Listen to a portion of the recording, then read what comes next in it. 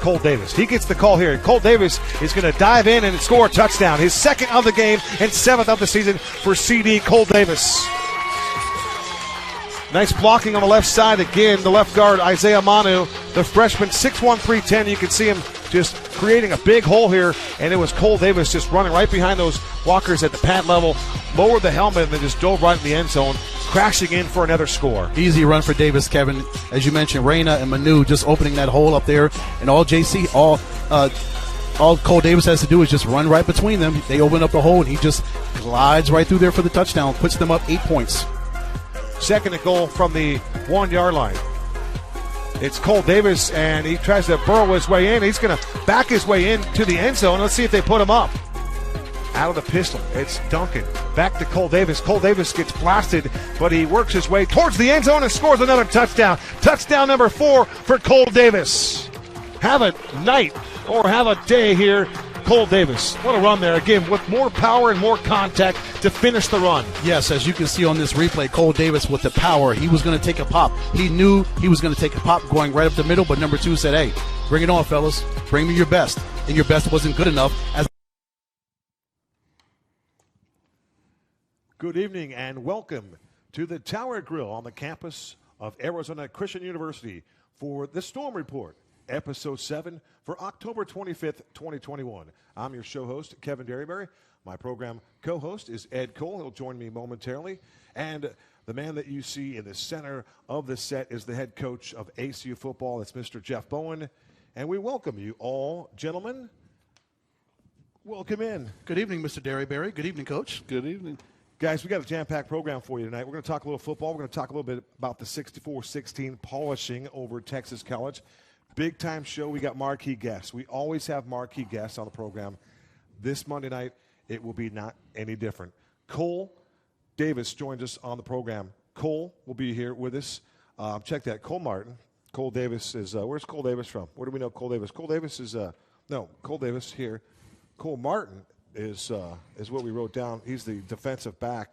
This guy right here is Cole Davis. That's being recruited by everybody in the country. Yes. That's a whole other thing. That's our high school level.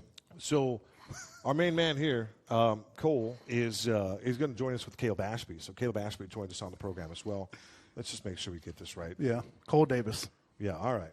The 4 touchdown For man. some reason, Yeah. I wrote down Cole Martin, so that's my bad. Cole Davis, we got it going on. Caleb Ashby also will join us here on the program. But it is indeed Cole Davis, CD, the touchdown maker. He set a record this weekend, by the way. Most touchdowns scored by a running back in program history with 4. Count them up. So, Coach Bowen, before we mention and talk to you, we also want to mention that Rusty Rogers of the ACU women's basketball program will join us on the Storm Report as well. I would ask Tim to start over just because of that, but I know that he would look at me crazily. We're not going to even do anything like that. Robert, we're not going to do it, so don't even think about it. Coach Bowen, 64-16 victory. Some big-time numbers here. I'd like you to just point out what you like to talk about here. 218 rushing yards to just 16. That's a wow category. 7.8 yards a rush. Cole Davis had something to do with that, as well as your offensive line. 520 yards of total offense to just 240. Another mind-boggling number. I'm going to go a couple more here. 3 touchbacks for Abiel Lipe. The special teams did their job as well. It was a 3-phase victory for this football team. And then 7 of 8 opportunities in the red zone, Coach. You guys punch it in. That's a big-time number, beyond efficient. And then you had 3 more sacks for that defense. I could go on, but it was the 77th game in ACU history, and it's now the program's 50th win. So congratulations to you and your entire staff, and, of course, Mr. President Len Munsell. Yeah, it's exciting. Homecoming is always a neat event. It brings the community together. And since we've moved to this campus and now that we have our homecoming actually on campus, it was a really neat vibe all day long for everybody involved. It's not just the football, but, football is an event. There's so many other things involved, pom, cheer, dance, cheer, all those kinds of things, the homecoming royalty, the alumni awards, and just and the alumni coming back. It was really cool to see some of our former players after the game, and it's just a fun day, and to play as well as we did was the icing on top of the cake. when you just think about all those numbers inside the game, you'll take the victory. But what impressed you the most about the dominance of your football team this weekend? It was just overall dominance, really. It's just I thought our offense did a really good job of pacing. We like to play fast, and we want to score, obviously. We're the fourth-rated overall offense in NAIA football right now, and so we're going along at a pretty good clip. So 43 points a game, not bad, Coach. Yeah, we'll take that in a year. You start the year and they say, hey, you're going to average 43. I'm saying, okay, put it in the books and let's move on. But yeah, we're doing a really good job with that. We're still leaving some typical coach, coach speak. We're leaving stuff on the field. We want to cut down on our penalties. We don't want to turn the ball over. The drive before half, I screwed that up. I should have just kicked the field goal, but we got a little ambitious there and thought we could punch it in, and just made a couple bonehead calls. So that wasn't on the guys, that was on me. So the players were 7 out of 7 in the red zone. I was 0 for 1. Okay. Speaking of your offense, Coach, 33 straight points you ran off. That young man over there, Cole Davis, was one of 12 receivers to catch a pass on Saturday. It's just, as you mentioned, there's only one football to go around. It'd be nice if you had 12 footballs to throw to all 12 of these young men. That make it for a tough day for Tyler Duncan, but it would be a lot easier. But just how impressive and incredible this offense is to roll up 520 yards the week before. You had over 600 against Lyon. It's just when the offense gets rolling, it's like it just goes downhill. It's just a snowball effect on defenses. Well, when the year started, we thought we were going to be pretty good on offense. And that being said, we've settled into a nice little rhythm. There's never been a receiver in the whole world that was ever covered. So they're all open, and they all want the ball. Every running back wants to carry it. All I care about is at the end of each drive, it ends in a kick. If we do that, then we're going to be solid, And we do. We spread it around. Got a lot of guys carrying the ball. It's probably the deepest running back room I've ever had. 7 different guys had a chance to carry the rock this past weekend. You got to like that. Yeah, young guys are in that mix, and they're all coming back.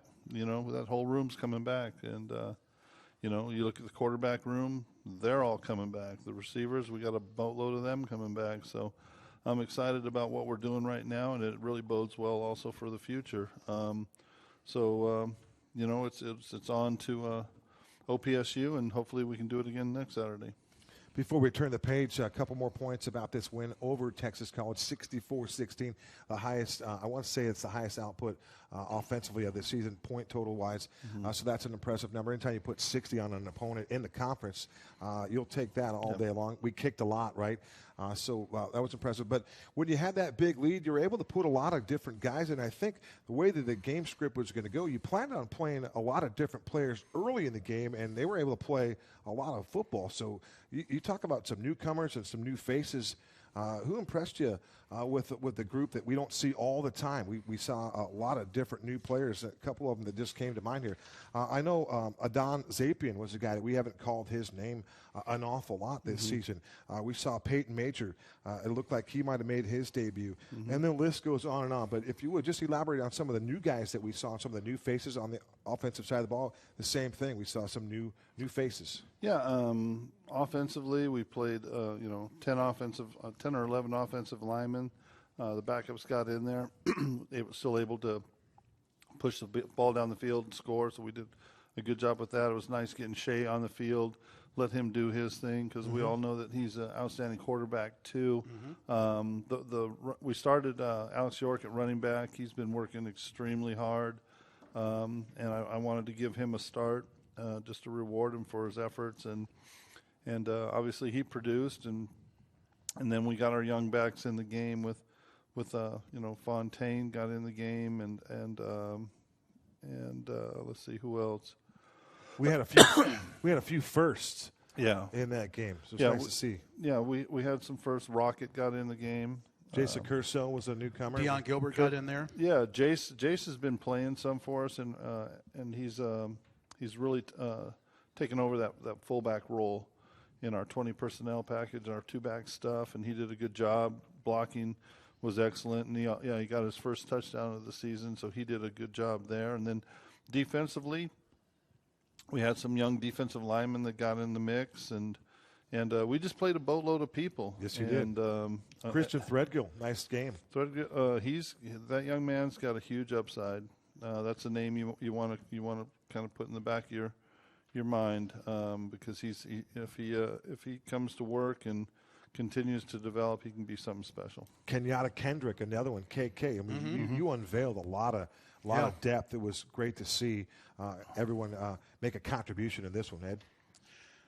Coach, when you look at Caleb Ashby, number 7 over there, he had 6 tackles. He was tied with Christian and Mo Powell for the team leading tackles. He had a TFL. He had a pass breakup. What did you see from Caleb out there in the backfield? Oh, he did a nice Secondary, job. I should say. Yeah, did a nice job. Played with a lot of passion. Made some big plays, some big hits, and he's coming along nicely. I think, and this isn't to make him feel bad. I don't think he's scratched the surface yet. I think he can take his game to a whole different level. And it was a big transition for that young man. He was playing 8-man football, and then step in and become a starter as a freshman at the college level. Again, still a boatload of untapped potential there. And I'm so excited to see where that leads over the next couple of years. But yeah, he had a really nice game, really clean effort, and solid grade, film grade and stuff. So that's what you want out of your defense: align right, know your assignment, and then run like heck to the football. With 3 games left, Coach, how great is it to have that depth where you can insert all these players that we talked about? You've got 3 games left in the season. You just completed your 7th game. That depth has to be key, especially you're hitting the road for 2 for OPSU and then Langston, and then you wrap it up back here at home for senior day. Yeah, we were looking at the travel roster today, and we're going to travel a full crew, as many as we can possibly take. It's nice to have the depth, and it really speaks well of one, the returners that have stayed, been steadfast in the program and continue to come back. They're not looking for, always looking, the grass is greener. Sometimes just water your own grass and get better, They've stayed, they've worked hard, they've earned their time on the field. We had a huge recruiting class this year, and they're sticking around and they're working hard. So that's paying dividends right now with getting guys on the field. It really is, Coach. How fun was it to have that ring ceremony? It was homecoming.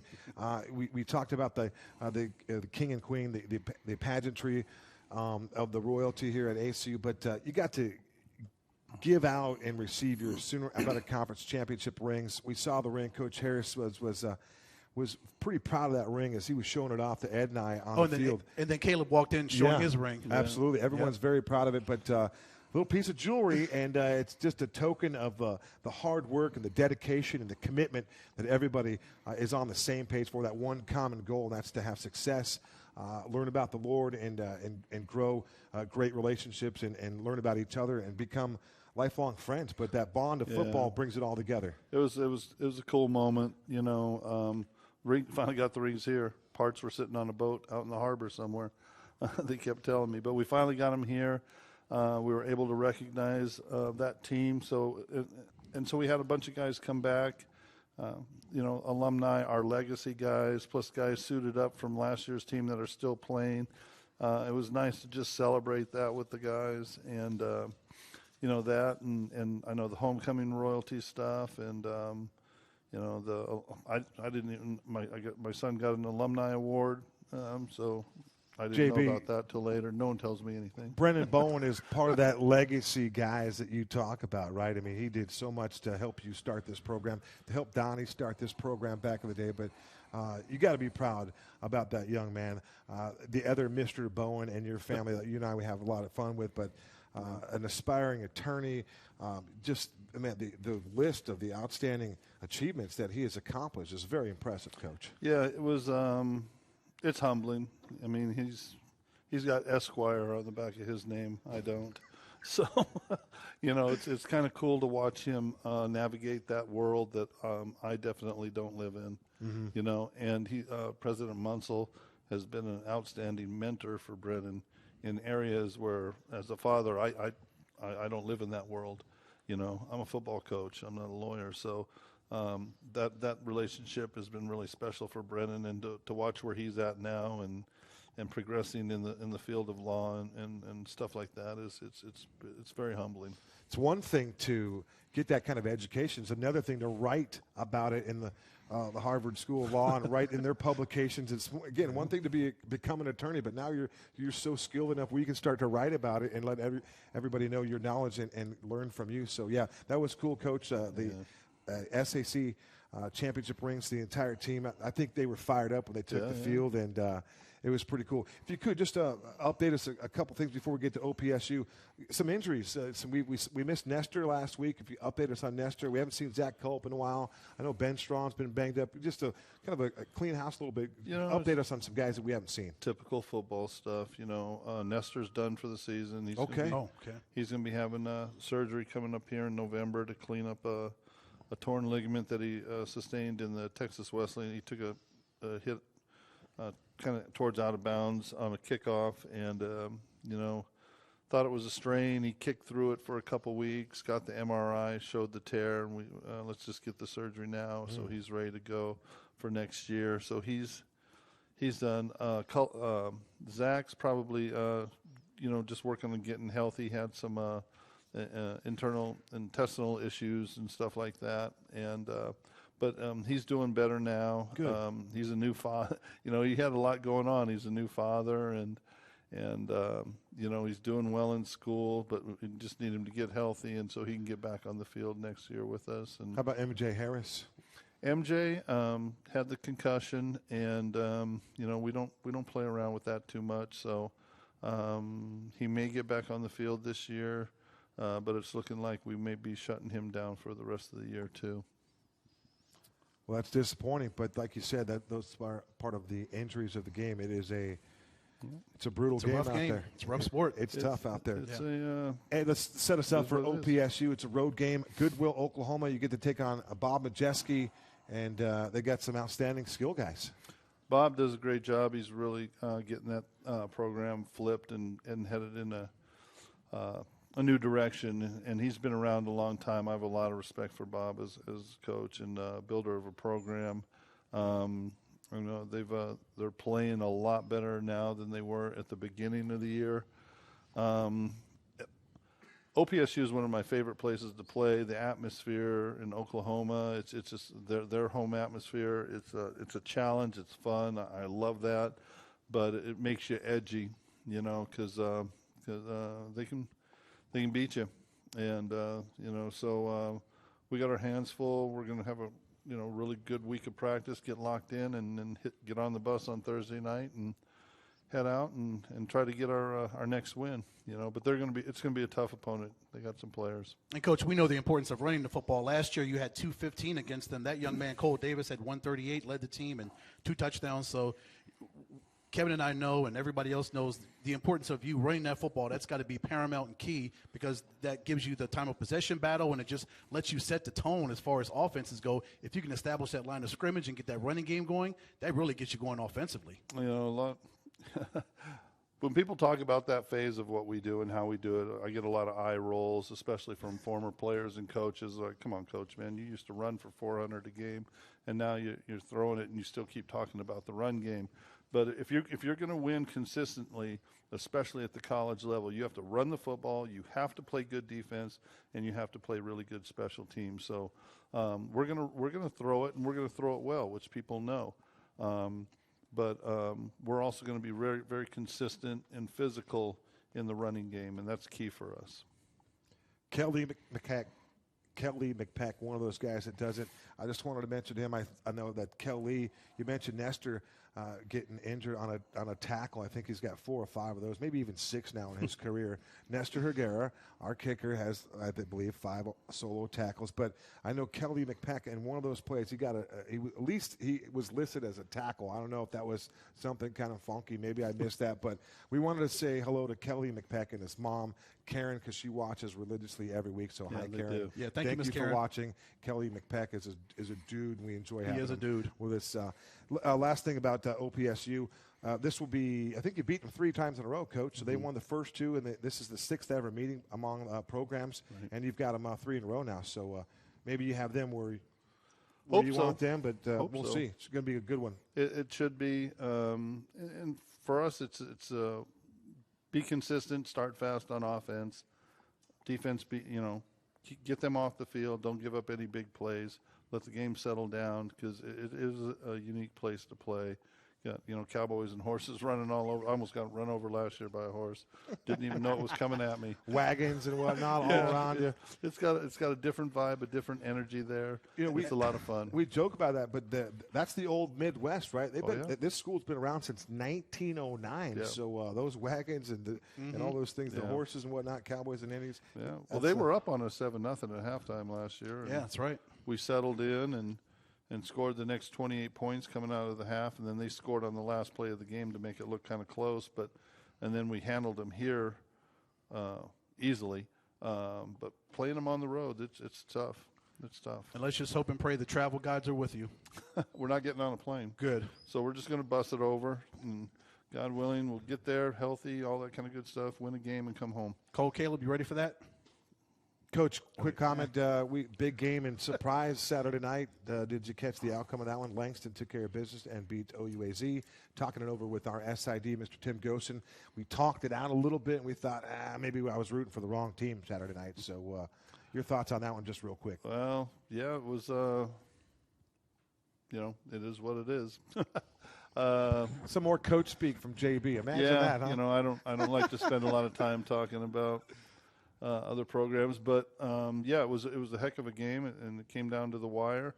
It definitely tweaked some things. The polls came out today, so flipped. Langston's up top now. Ottawa's fallen. We're inching back in. We're at 26 right now, so we got to handle our business, and we got a chance to be in the top 20. And if you're in the top 20, you can't get an outside bid and all those kinds of things. So that's what we're playing. We just got to control what we can control. I don't like to spend too much time talking about the boys down the street. As you close out, then OPSU next week, 3,000 career yards receiving for John Cole right here at ACU. That's another legendary mark for that man. Takes the O-line, takes the other players around him. The quarterbacks have played with him, but 3,000 yards is 3,000 yards. That's impressive. Well, what I've liked, we've had a lot of those type of numbers this year with Aiden setting the rushing record and John doing the receiving stuff. What I like about that is it shows longevity in our program. If you show up here and you're ready to work and you're ready to stay with what we do and buy into the program, Faith, Family, Future Football, get your priorities straight, you got a chance to be an outstanding player on the field. And that takes away from what the youth deal with today. It's always, is the grass greener? How quick can I push reset? I'm not getting what I want right now. I'm heading to a different school. Well, these are young men that have stayed in our program. They've worked hard, and now they're seeing the fruits of their labor, and they're getting the accolades they deserve. That's head coach Jeff Bowen. The ACU Firestorm 50-27 in the program's history. Coach, thanks for being our guest once again. We look forward to catching up with you next week. And don't go away. More of the Storm Report next. Cole Davis, the touchdown maker, and Caleb Ashby, CA7 on the program straight ahead.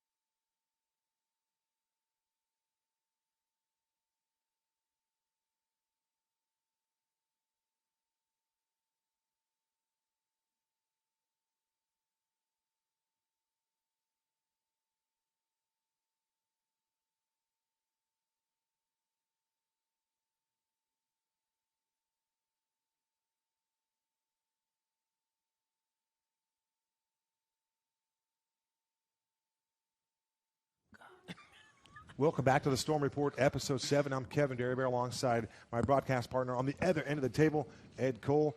And joining us on set is Caleb Ashby and Mr. Cole Davis. Gentlemen, welcome in on a victorious Monday after a huge win on Saturday. Thank you. Thanks for having us. Low key, man. Caleb, that's it. Just Hey, super. That's it. We'll give you the platform. You can say anything you want. That just a thank you, Caleb. From down on the bayou, man. That's it's not an easy place to grow up, and let alone learn how to play tackle football, and then earn yourself a scholarship. And you've done just that, my friend. Yes, sir. I didn't really play football until I got out here, actually. So, I mean, I just adjusted out here and to the heat and everything. So, yeah. What is it like about? What do you like about playing in that secondary in this system with ACU? And this secondary just puts me in a position to actually make plays. Having like people like Riley Tucker, Craig Martin, it makes it easier for me actually. Named Coach R, he just makes everything easier for me actually. With all the plays he makes me do, he puts everything on us really. So he just lets us play free. Craig Martin, the fourth, and Riley Tucker. Riley Tucker has 12 career interceptions.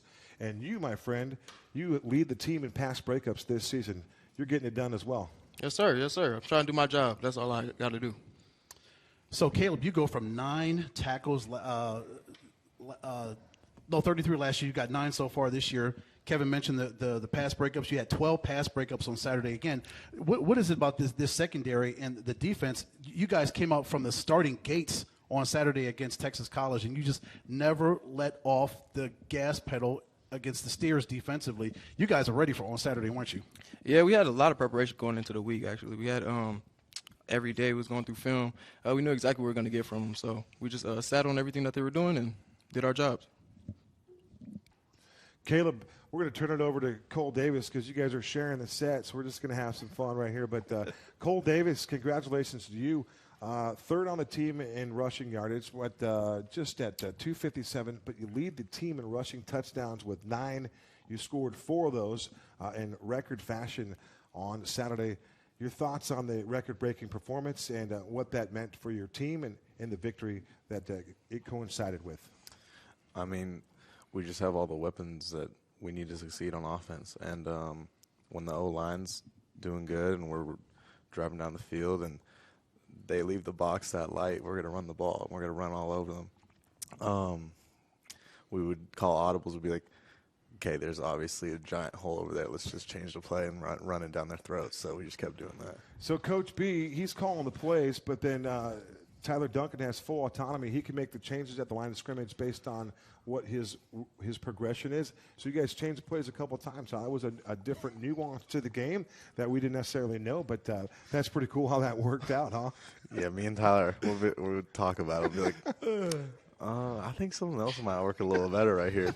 And then we'll talk to the offensive line. Offensive line, they love to run the ball too. So the only time that you can't do that is if you get stuffed, and then you got to deal with the repercussions of not being able, that play not being successful.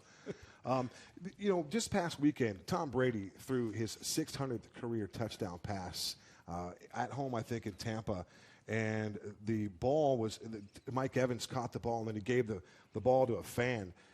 First and foremost, could you imagine what it would be like if you could give away balls in the stands here playing NAIA college football, but you scored 4 touchdowns? Maybe you would have given a ball away. But if someone came to you and gave you that magical ball, 600 touchdown pass of Tom Brady, what would you negotiate with to give up that ball? Because the fan had to give up the ball, and if you had received that ball, you had a ball like that, what do you think you'd need to ask for to get rid of that ball? Or would you say, hey, I'm going to keep this ball? I heard about that, and I think they gave him a ton of stuff. They like jerseys, money, like season tickets, all that stuff. So yeah, I think so. Yeah, I think they did actually. They like literally bribed him to haul. give the ball back. Big haul. Like it was real deal. Like the guy got like $1,000 in the gift store or something crazy like that. Oh, he could have got more than that. But see, think about that. I would have negotiated with Tom himself. That was, That's what I think nothing, he was. Right? All of that is nothing. Once we put that ball, we authenticate it, and we put that up in the Hall of Fame, or we sell it or whatever, we put it on an auction, that ball's going for $500,000, something like that. At least. So $1,000 in tickets and a couple of autographs and maybe a jersey or two is nothing. But I just thought that would be kind of interesting. See, Caleb, what would you do if you were in the same situation? I was just talking to my boys about this. I literally ask for money and money only, because it's Cash. going in the Hall of Fame. So I'm gonna need at least $500K. $500,000. $500,000, yeah. $500,000. I would need to negotiate exactly with Tom Brady. Caleb, you I can need be all an your agent. bread. When this thing's all over, you need to use other things that you can do if you got those kind of negotiating skills. You I feel like me? shoot for the moon, right? Cole, for you, so you did track and lacrosse over at Live Oak High School. You love to hurdle. Your first touchdown was a hurdle. I mean, just the stuff you do with your body physically, the way you hurdle these guys that are coming after you, you like have no fear when you get out there and you get handed that ball. What goes through your mind when you're looking at these guys and you're like, okay, I got to hurdle this guy to get in the end zone? No, Ed and I both say this.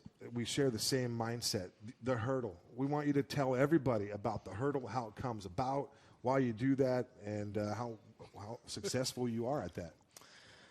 Well, to be honest, there's really no secret behind it. I like just see a dude, he looks kind of small, and I'm like, I do not like getting my knees chopped. So I'm like, either I'm gonna run you over or I'm gonna jump over you. And most of the time, I just black out and then end up, I'm like, oh my God, I think I jumped over him. Like it's just muscle memory at this moment. Now it's just expected. Like it's not really like, to me, I'm like, all right, like if it's there, I'm gonna jump over someone. Mm-hmm. So one of these days, I'm pretty sure I'm gonna get rocked. But until then, we're just gonna keep going with it and just keep celebrating. If it isn't broken, don't fix it, right? That's right. But Exactly. hey, we know that you could take a punishment. I know for a fact that you finish a lot of runs. You deliver some contact. You're not shy about contact. But you played a little D at Live Oak, right? 109 career tackles, 2 forced fumbles, 2 fumble recoveries, 3 picks. You can play a little D. Special teamers, coach. If we need one, we got somebody here, an ace in the hole.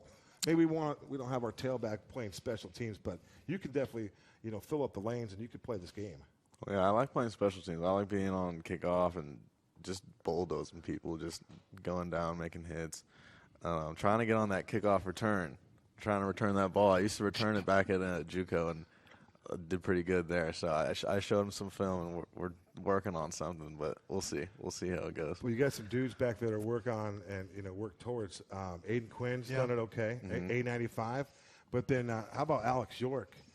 Let alone Donovan Fontaine, but Maurice Alex York. Rocket, so many talented guys. Yes, there's just so many like hands to touch the ball, and they're all great. So. But if Aiden can run the 95-yard run back, you can do it too, can't you? Oh, 100%. Yeah. We always try one up each other. It's just a friendly competition out there. Cole, you talked about the relationship that you and Tyler Duncan have. Talk about the importance of you and your quarterback having that relationship and how that synergy and that bond and that relationship you have with your brother, how strong that is and how it's leading to your success and the offense's success so far. Well, it's just like if we can communicate and just fire, then we're unstoppable back there. And it honestly starts with our communication with the line, and that leads to great success. Because when we're back there and the game slows down and we're talking and we're seeing things and things are opening up, we're like, hey, let's switch it up. Let's just start airing it out, or let's start running it down their throats, and then let's catch them off guard and switch it up. So it's like it's just the mesh and just the relationship between all of us on the offense, really, because when we're going like that, then we're pretty much unstoppable. You're watching the Storm Report from from Arizona Christian University. We're at the Tower Grill once again. Caleb Ashby is on set with Cole Davis and Ed Cole. And Caleb, I'm curious, we talk about a lot of other coaches, but we don't talk about our defensive back coach very often. And I know he's a strong man of Christ, and I know he is a competitive guy. Coach Williamson, I think he does a great job in that secondary. If you would elaborate a little bit on the relationship that you have with Coach W, and then how it translates to your play and the success you're having on game days. Man, I can't say enough good things about Coach Will. He brings the passion to the defense, and I try and bring that into the defense with him actually. So we have have a friendly relationship. And he always messing with me. I'm always messing with him. And like I said, he always brings that passion to the defense that we need to get kick-started through the game. That's what I like. I take away that passion. I see him coach. I see him working on the sidelines, and it's just impressive. All Coach Bowen's coaches have that one element, and it's passion. Caleb, you got that ring on your finger. How good does that feel? How great was it to get that ring on Saturday? Man, we finally got it. I've been waiting Did you sleep so with it? long. Oh, yeah, for sure. Yeah? For sure. Been wearing it since I got it. Mr. Davis, question for you. Who had a chance to witness your 4-touchdown game? Anybody back home in that Redlands area, or did you hear from anybody in your family after you got in the box 4 times? Yeah, it was pretty crazy. So my mom and my little brother came out here. They saw it firsthand, and they were like, my little brother was like, "Oh, I'm your good luck charm, your good luck charm." I'm like, "Yeah, you must have been." And then back home, we had family, friends, and then obviously family. And then I got like friends texting me like, "Okay, what the heck? Like 4 touchdowns? Like out of nowhere, send me screenshots of the little report after the games or whatever it is." And I'm just like, yeah, like I'm like, I don't know. I just like did it. We got to keep moving. Got to keep going. Celebrate a little bit. Have some fun with it. And it's like, got to one up it somehow again.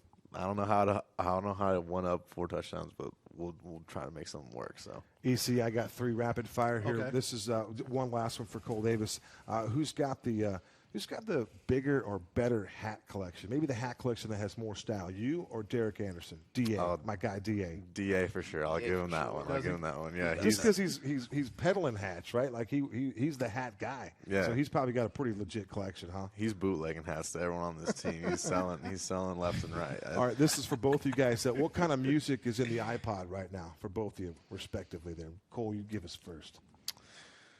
Right now, just like a lot of like house music, like just kind of going out music, I guess. I don't know. All right, house music. House music, Help me out. Help me out with that. Is that like blues or some country or some it's rap? It's like on the verge of like EDM, but it's more relaxed. It's more like chill, I guess. I can see Caleb. Caleb is giving like- Cole Davis the hairy eyeball right now on set.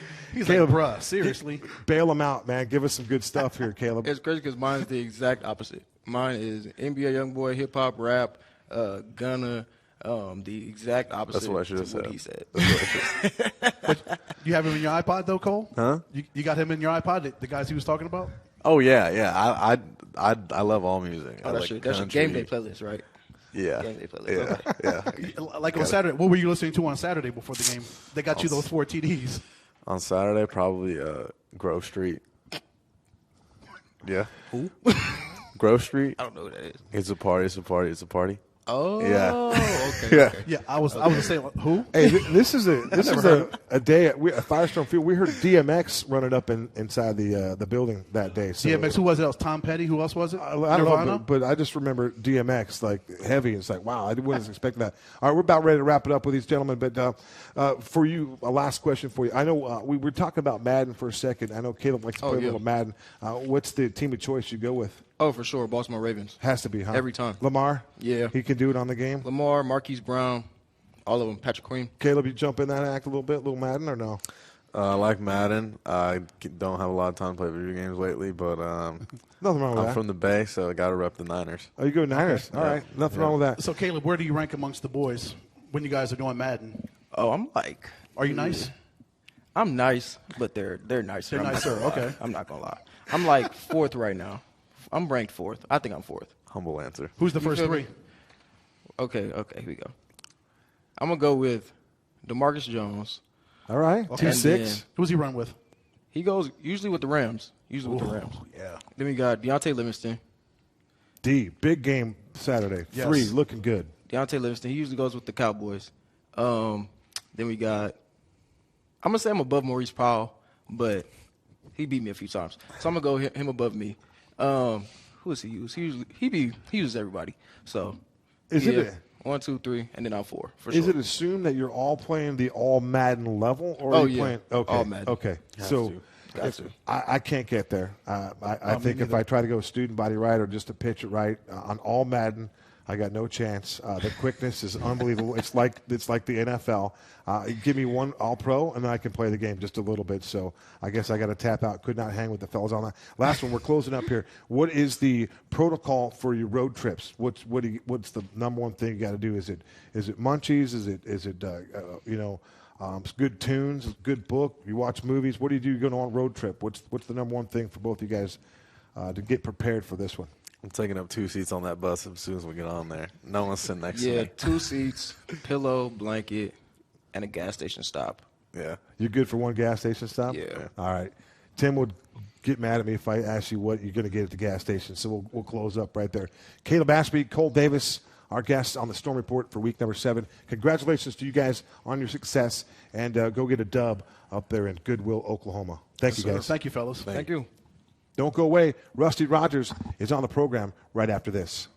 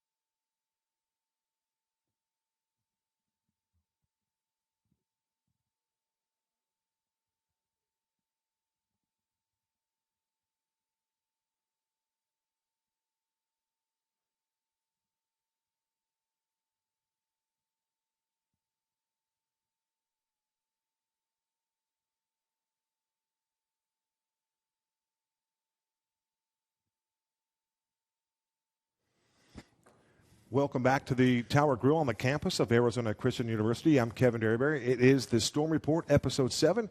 Ed Cole is still with us on set, and joining us here live on the program is the third-year head coach for the Firestorm, the Lady Firestorm, that is Rusty Rogers.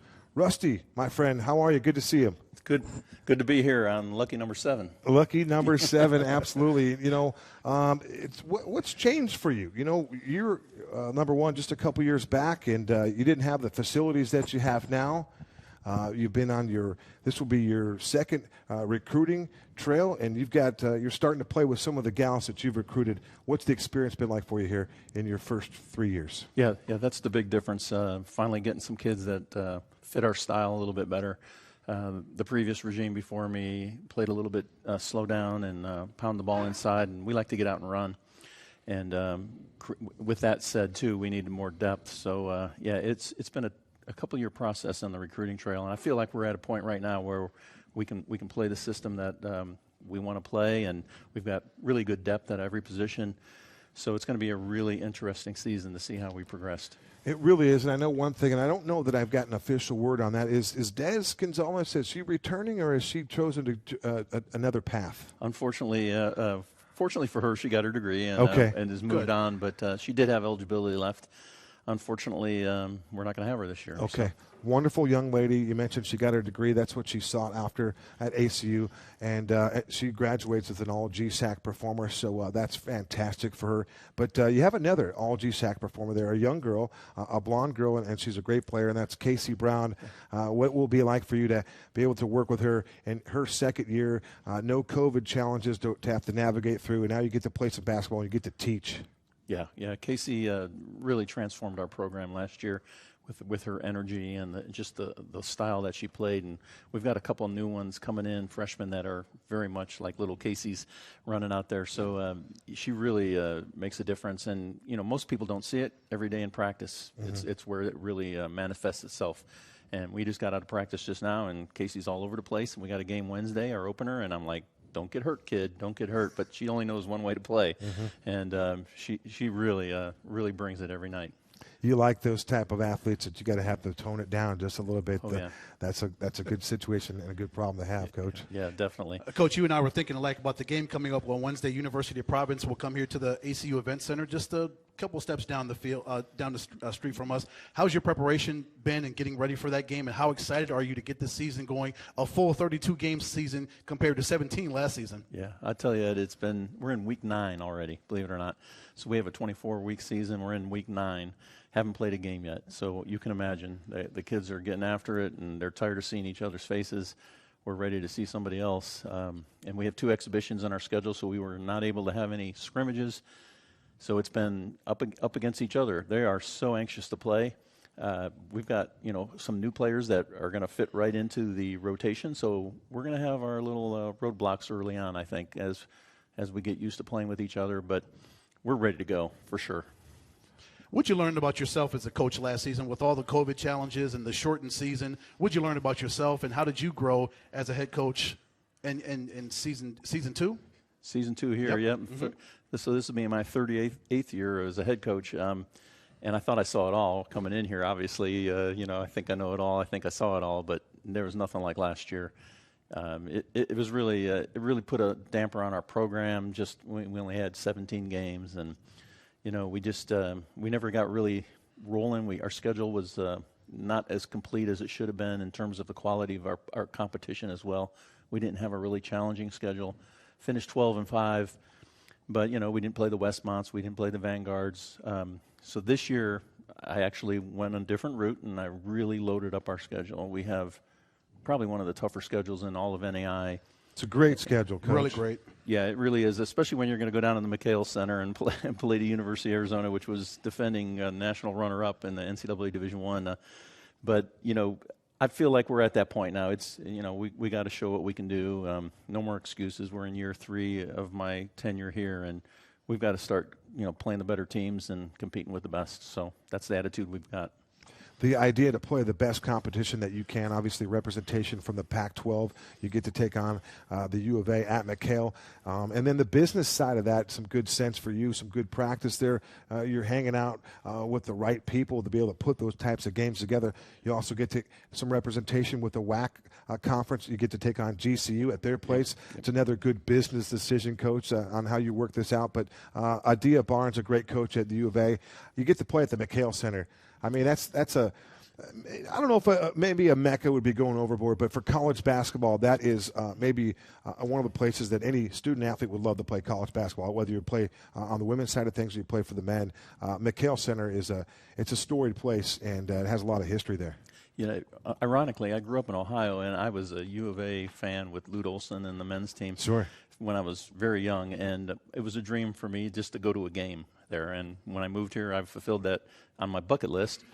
Never dreamed I was going to be able to coach in the place. So I'm going to probably, selfishly, I'm going to probably be a little excited for myself. A little emotional, maybe? A little bit. Yeah. I mean, it's going to be fun. And at my age, to have something on a bucket list wiped out like that in that kind of fashion is going to be pretty cool. Then you get to take on Molly Miller and the Lopes, right? Just right up the road here. So, again, those are 2 great draws. They're exhibition games, but you get to find out what kind of basketball team you have here early on. Yeah, for sure. And Molly's done a great job there in her 1 year already, and they're super competitive. She has them playing hard.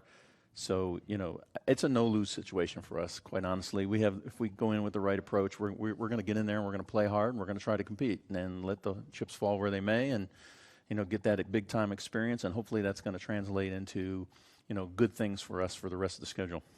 Coach, you've got a ton of upperclassmen on your list. I see on your schedule, on your roster, seniors and juniors. How great is it to have that level of experience and talent on your roster to help serve you in these 32 games? Yeah, I've never had 9 seniors on one squad. We got 9 seniors. We really do have a very deep team as well. I mean, I'm carrying 20 girls on the varsity right now, which is insane. But literally, I've got combinations of 10 or 12 girls that could potentially be in a starting lineup. It's really even. It's not like we have the great superstars, but we have really good players at all levels, all positions, and depth at each position, but not the superstars. And that's the way I like it. We press, we run. We need people doing the little things, and we got kids with no egos that just want to get after it. If you could have seen one of our practices in my first year and then seen a practice this year, it's like night and day. I mean, the competitiveness is out of this world. I've got to settle the girls down. My first year, I had to scream and yell and just to get them play hard. But so that if that translates into anything, we're going to be really, really good because we do play hard, and the girls play together, and we've got a lot of depth and a really neat mixture too with 9 seniors, and then out of the 11 others, it's dispersed among juniors, freshmen, and sophomores. And so in our rotation, I expect that we're going to have at least half of them as underclassmen. So the future looks good for us, too. And I noticed the Arizona attraction's good. 12 of your young ladies are from this state. Yeah.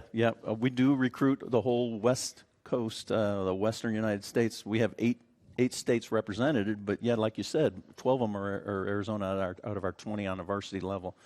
And we've signed already 4 kids for next year.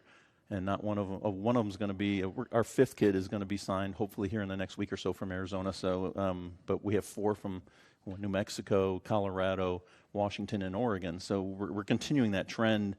But yeah, we got to recruit our home state for sure. Coach, when you look at the article that Mr. Jacobson put together, I'm not sure exactly when this was written, but the 696 wins, are we right there? Is that current right now? That says an awful lot, Coach. 696 career wins. You're going to get to 700 this year at ACU. That's going to be a major boon for this program.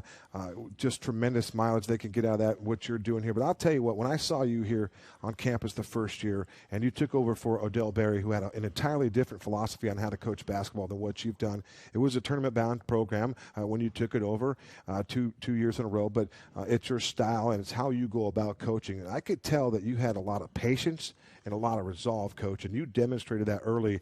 And that patience, that resolve, that style has gotten you to where you are right now, to where it's your team, it's your girls, it's your style, it's your philosophy, and now you're playing some great games, and you got a chance to put it all on display against the Friars, against a guy that you know, and Coach Crowley, you know that they'll be a formidable opponent for you, and again, to get to figure out where you're at early. Yeah. You know, Odell Berry did a great job in his 6 years here, and you know, and he's been a huge help to me as well in my transition into just a class gentleman. Great man. And so not taking anything at all away from him. I mean, I hope our program gets to where he put it, gets back to that level. But yeah, we just have just a different philosophy, and that's one of the tough things in my career. This is the 5th university I've coached at, and every stop, obviously, I've inherited players from a previous regime, and it's always a challenge. Like you said, you got to be patient. You got to work with what you got, and then hopefully you get there long enough, and you get your own kids in there, and maybe some of the kids that returned can fill some roles. But we're at that place right now with the Firestorm, so I'm really anxious about this season. Rusty Rogers, our guest on the Storm Report, Episode 7. Rusty, a question for you. If you could introduce to us some of the new players and the new faces that you have. You mentioned 20 players on the varsity roster. I could go through the list. I know some of the girls that I've recognized before. T. Waters comes to mind. I mean, what a fantastic young lady that she is, and this list is incredible. Emily Vassari, she's an incredible young lady.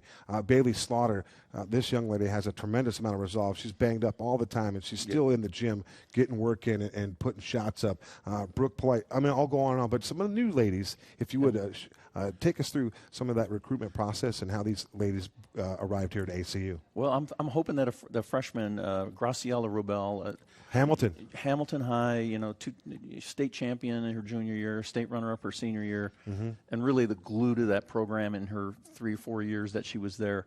She has done an unbelievable job in our preseason. She's 5'4", but she can score, she can distribute, she plays amazing defense, high energy. Just the girls love playing with her. She's a great teammate, great student. We're just really, really blessed to have her here at Arizona Christian. And she's going right in, starting lineup Wednesday night as a freshman, and we're going to throw her to the fire, and I think she's going to be able to handle it. So looking for big things from her. I mean, she's played a ton in the postseason. She's got jewelry. She's won state championships. That is absolutely a tremendous recruit right there, Coach. Yep. Congratulations. Yeah, there. Thank you. I really, really feel privileged to have her here. And her teammate on that squad, Amari Burnett, has also made the varsity freshman. She's a 5'9" Native American girl who just has really, really solid all-around game. Great defender. She'll score if she needs to. You know, that piece to their championship puzzle hopefully is going to be a piece to our improved team. And then we got a 6'4" legit freshman from the San Diego area who, with her reach, she's got long arms too. She can really help us in the post. We play a little bit faster than she's used to playing, so she's adapting well, but she's going to be in there, and we're going to throw her into the rotation and see what she can do. And a true freshman at 6'4", we're lucky to have her here too at an NAI school. That's a great sign for you, Coach, and your staff that you're able to go to California and pull some talent out of there too. It's just part of this process of what you're doing, and it just kind of illustrates the ground that you're covering. Yeah, for sure. And, Coach Roeder on the men's side, I spent a lot of time talking to him, and he's put a blueprint together with his program that I'm just trying to steal. And he gets a lot of kids out of California, so he's helped me with some contacts out there. But what he's done with the men's program has been tremendous, and I've learned a lot, from his experience and his recruiting philosophy. So, we got a kid that I want to mention too, Alyssa Marin. Fantastic D1 talent that came here. I took a chance on her last year. I had a torn ACL, so she sat out the entire season. And then, we hoped and prayed that she'd get back here for this year. And she was looking fantastic in the preseason. This is a 6-footer who can play any position on the floor. Okay. All right. And then she tore her meniscus. Oh. So, we're waiting. I wasn't going there. Was that where you were going, Ed? I wasn't going to take that really. story there. Yeah, No. Unfortunately, that's part of our game. She's a great young lady, and she's a hard worker. Got back. I mean, she was in the starting lineup, no question about it. And then she's got this knee pain, but we're hoping to have her back for conference in December. Hopefully, it was a scope job on her meniscus. So, yeah, that's another new face that'll be in there in the rotation. How about your assistant coach, Taylor Jacobson? A comment on her and other members of your staff as you kind of round out your staff and you've made those coaching hires now as you, again, embark upon your third year. Yeah, Taylor played for me when I was at Concordia, Chicago, played 4 years in our program, and so she knows me extremely well, obviously. She was an all-conference player, 1,000-point scorer for us at the D3 level. And getting her here, I mean, just kind of validates what we're trying to do, and kids at this age, they think they know it all, and they'll roll their eyes when you tell them something. And having Taylor there to say, hey, listen to the guy, really helps, and especially when you're an older coach like I am. But she's been fantastic for us. She's in charge of the developmental squad, so she's been already, I think she's 5 games into her coaching career this year. And then we've got Rhonda Luce, a local woman here that helps us out with travel arrangements, and she's really good, kind of the mother of the team. And then Adam Rode coached with me way back 20 years ago at the high school level when I was here earlier in my career, and he's fantastic. He's kind of like my offensive coordinator, so I've turned over a lot of the offensive duties to him. So we got a good team. We work well together, and I think the girls pick up on that, and they know that we have each other's back, and then we're moving in the same direction. So hopefully we can get the girls all moving in the same direction. Coach, you mentioned wanting to move the pace. You outscored your opponents by 15 last year. You wanted to run it up. You scored almost 80 points a game last season. Is that one of the identities that you want to mold this year's basketball team around? And do you have other identities that you're trying to set for your team? Well, that is the mentality we want. And 2 of my stops at Wilmington University, for example, we were in NAI Division II school. We led the nation in scoring a couple of years that I was there. And then at Western Oregon, where we won a couple national titles, we had a really strong offensive output as well. So our philosophy is, we want to create offense with our defense, and obviously we want to score points with our offense. So we're going to move the ball. We're going to take chances on defense. We're going to turn the ball over probably more than most teams just because we want to play that pace, but we want to really get up and down the floor. I think that's really what the girls love to play. I know I love to coach that style, and I think the fans that we do get that are in there watching our games, I think they enjoy that fast-paced style. So we're gonna do that, and we're gonna play a lot of girls in the same time. So it's kind of a win-win situation when you have so many girls participating in games. They don't just sit there on the bench, and then you keep that pace that way. Girls can only play 3-4 minutes at a time at that pace, offensively and defensively. So it gives us an opportunity to use our depth, and I think that's one of our strengths. Yeah. ACU women's basketball coach Rusty Rogers is our guest. My final 2 for you. Well, these are the hard ones, Coach. We saved the best for last, right? But you mentioned that you're from Ohio. Well, there's a lot of ways to go in Ohio. We could go Ohio State. Oh, yeah. We could talk that way. We could talk the Cleveland Cavaliers if we want to just keep it hoops. We could go into the Browns a little bit if you wanted to go on the gridiron. We could even go with the Bengals. Coach Rudder goes to the Bengals. But the Cleveland Indians, now the Cleveland Guardians. I got to ask you. You got to go there, huh? Your thought on the Cleveland Guardians? I'm not going to ever be able to recognize them as the Guardians. I'm a true baseball enthusiast. And as am I. And I don't know how I'm going to announce them as the Cleveland Guardians, but I will have to at some point. Yes, it's a tough one for me. I have season tickets here for spring training with Goodyear. It's right, and I grew up with the Indians. There'll always be the Indians to me. And, me too. It's going to be a real tough one, but, if we had to have another name, I'm okay with Guardians. Being a Cleveland native, I know the history of the name and that kind of thing. So, but how about my Browns and how about my Buckeyes? I tell you what, you can't complain right now. The Brownies are getting it done. I'm not a big Kevin Stefanski play call guy. I just don't know what he does with Nick Chubb, but they got a pretty good team. I'm not a Baker Mayfield guy either. I don't know if you are, but boy, we're waiting and waiting and waiting for that development, and I don't know that it's going to come. Are you still patient? I know you're a patient man, but are you patiently waiting for Baker Mayfield? Well, when Baker put that flag down in the Block O at Ohio Stadium, he lost me way back when. So, I'm fine with Case Keenum. So, all right. My last one before I let you go, your lovely wife, Anita, she's got to be a basketball fan of some sort, right? You have a beautiful family, and they always talk about the other half being the better half from a lady standpoint. But if you don't have that rock at home, that support system in place, it makes coaching basketball very challenging. A lot of hours, a lot of time away from home. But what's it like having Anita by your side? Well, I've been doing this for 38 years, and I couldn't have done it without her. And she's super supportive. She's at every home game. But the new one in the house is my mother-in-law, who's moved in with us, and she's a native of Slovenia, which had a nice run in the Olympics and watched. Okay. She watched every Olympic game with me, cheering for Slovenia. But she's the one who gets a little rowdy at the home games. So, all right. Yeah, she's 84 years old, and I turned her into a big basketball fan. So yeah, I got a lot of support at home. Oh, bless her heart. But yeah, Coach, Wednesday night, 7 o'clock p.m., University of Providence at the ACU Event Center. You won 7 of 10 games in that building last season. What is it about that home field advantage, at least the home court advantage, that makes this team such a special place to play right here on campus? Well, it's a very unique venue for sure. The sight lines, everything about it makes it difficult for our opponents, and I think that has something to do with it. But, we got 18 home games this year on the schedule, so we really loaded up on the home games. The games are going to be more difficult, but we've got a lot of teams coming in from all over the country here to the beautiful weather of Arizona, so I took advantage of that in the scheduling process. But it is a home court advantage for sure. Just the fact that we practice there every day, spend a couple hours a day in that place, and teams come in from the outside, and there's no venue like it.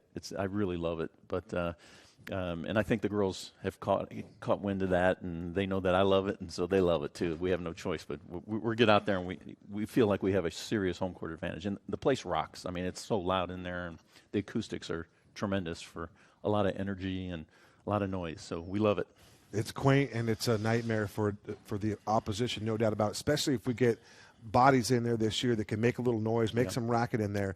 It is a true home court advantage.